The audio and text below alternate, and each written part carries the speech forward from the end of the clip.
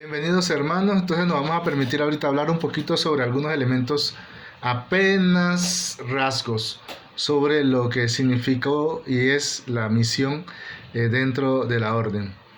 Vamos a destacar primero que de dónde surge todo esto. Recordemos que Francisco nace en una época en la cual la movilidad era relativamente escasa.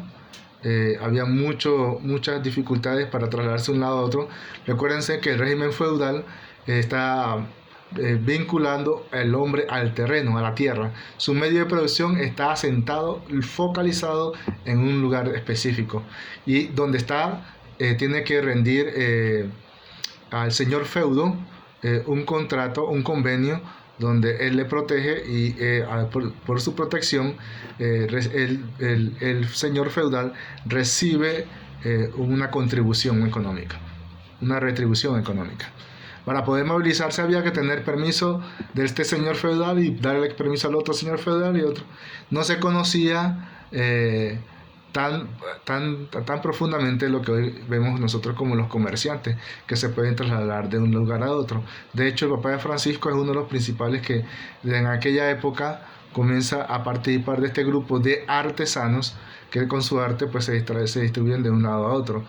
Entonces, aquella época del medievo, la forma monástica asentada en el monasterio, en el convento, era la forma de predicación, era la manera. Y como ustedes han descubierto, hemos ya introducido, en la época de San Francisco no se conocía a América, no se tenía conocimiento tan profundo o tan detallado de lo que hoy es Asia.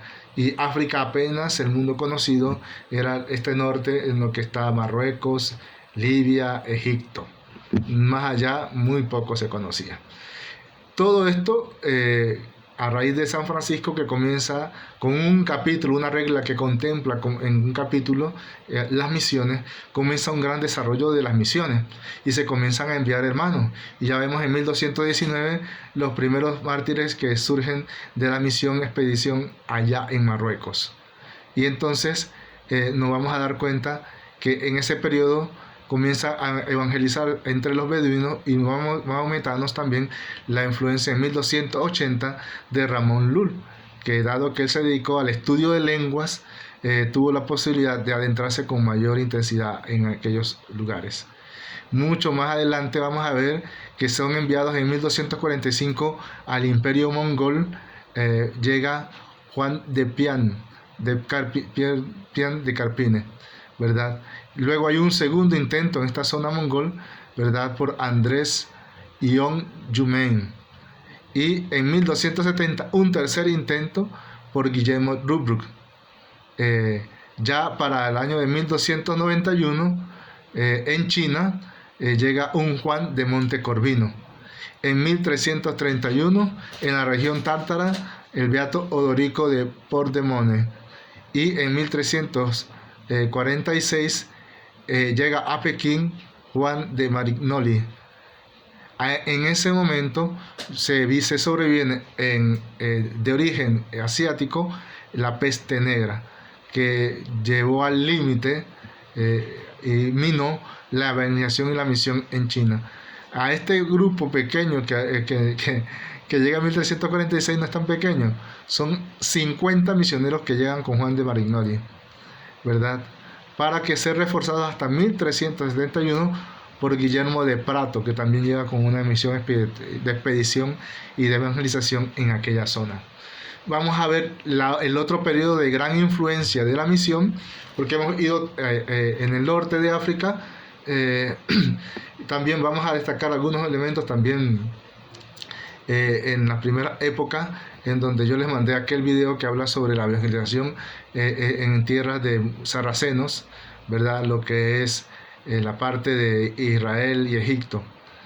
Y pues nos vamos a encontrar que ya en el siglo finales del siglo XV, que se da el descubrimiento de América, y comienzan entonces para la orden franciscana las misiones hacia las Indias occidentales.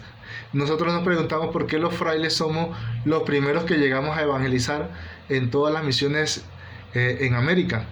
Y sucede que eso tiene un antecedente, y es que los frailes franciscanos estaban vinculados con la corona española, porque ellos, muchos de ellos, a través de algunos frailes influyentes que eran confesores o predicadores de la corona, a ellos, por la confianza y la cercanía que tenían con la corona española, fue la orden que a través de ellos pudo obtener los primeros espacios de evangelización en América.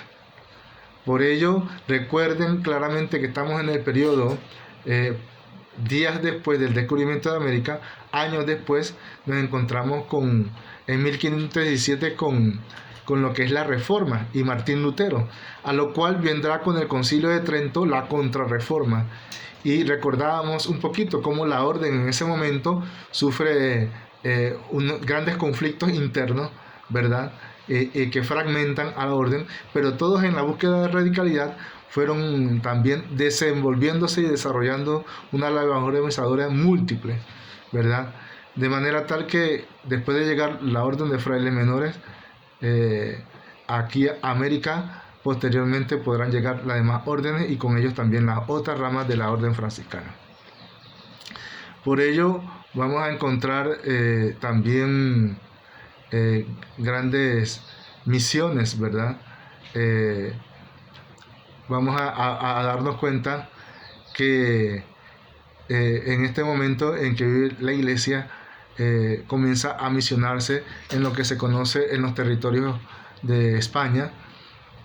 Aquí en Panamá llegan los frailes en 1510 en las primeras expediciones de Colón, y luego después en 1513 se nombra un obispo, el primer obispo de Tierra Firme, que fue Juan de Quevedo, que es el primer obispo de Panamá, cuando todavía Panamá estaba asentada en lo que conocemos nosotros como Santa María la Antigua.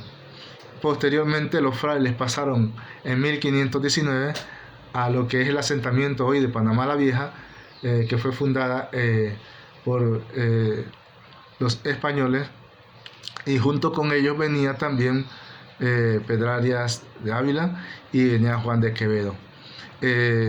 Claro que la primera presencia nuestra acá, con el primer obispo, fue preponderante para la institución de la orden en América. Luego el convento pasó a ser un convento de expediciones, de alojamiento, de atención a los peregrinos, a los misioneros más bien, que llegan hacia las expediciones de Nicaragua, las expediciones hacia Perú, entrando por Cajamarca, y prontamente se fue extendiendo a todo el sur de América por el lado del Pacífico, ¿verdad? Y vamos a encontrar, como les presenté en aquel pequeño video, los 12 apóstoles que llegan a los territorios de la Nueva España, lo que hoy conocemos como México, en aquella época el virreinato de Nueva España, cómo llegaron ellos también de impronta a recorrer todos estos lugares que fueron altamente reconocidos como lugares franciscanos. Tenochtitlán, que hoy es Ciudad de México. Los frailes en Tlatelolco le hicieron un gran legado misionero a través del arte y la cultura, porque en Tlatelolco habían a cargo de los frailes escuelas para indígenas, de la élite indígena, y también escuelas para españoles y criollos, que también lo llevó adelante Bernardino de Sahagún, ¿verdad? Pero los indígenas allí fueron evangelizados a través del arte, la música, la pintura. La catequesis se daba con dibujos, como correspondía en aquella época, como una parte genial que desarrollaron los frailes franciscanos allá. Muchos de ellos que llegaron con los primeros, que no fueron directamente los primeros, pero sí porque ya habían llegado otros frailes, 1, 2 o 3, pero estos fueron más preponderantes en la evangelización, porque muchos de ellos se dedicaron a recopilar, a aprender las lenguas autóctonas y a desarrollar vocabularios y materiales para el poder revalorar la comunicación en ellos.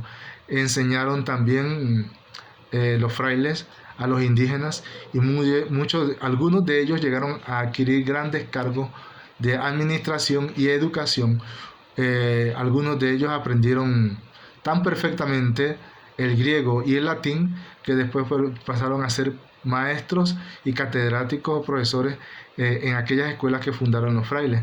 Entonces, para nosotros Tlatelolco en Ciudad de México es significativo porque ahí los frailes desarrollaron toda su labor evangelizadora. Ese es, por ejemplo, un pequeño ejemplo. Después vendrá un Junípero Serra que evangelizará toda la costa de California, en donde fue asentándose en las diversas presencias a todo lo largo de lo que es el recorrido de la costa oeste de Estados Unidos.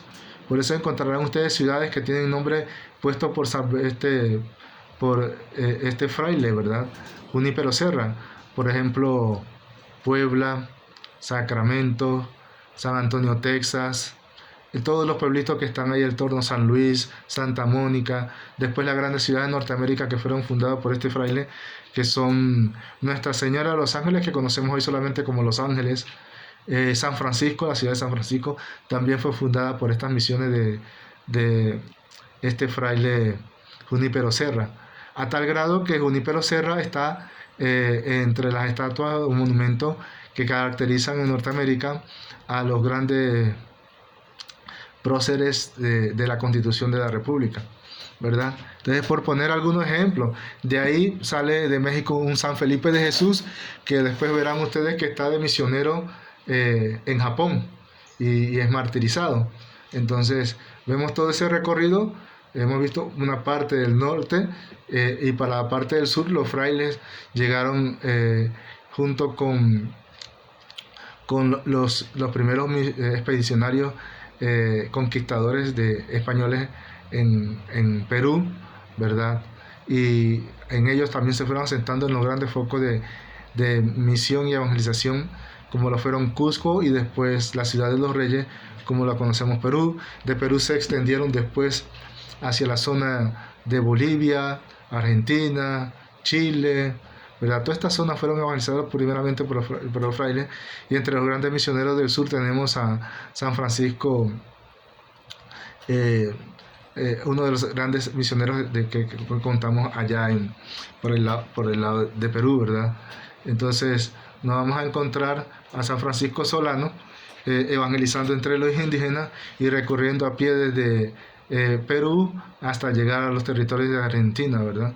Y esos lugares donde le tocó misionar a él, parte también de Chile. Entonces vamos a encontrar que la expedición, el asunto misionero, fue fuerte en aquella época del siglo XVI, y cómo la influencia y la que tienen los frailes en la corona española nos permitió a nosotros también tener la posibilidad. De hecho, los primeros frailes franciscanos que llegaron en los grandes virreinatos en Perú tenían la caracterización, por ejemplo, lo tuvo Juan de Quevedo y lo tuvo también el primer obispo de México,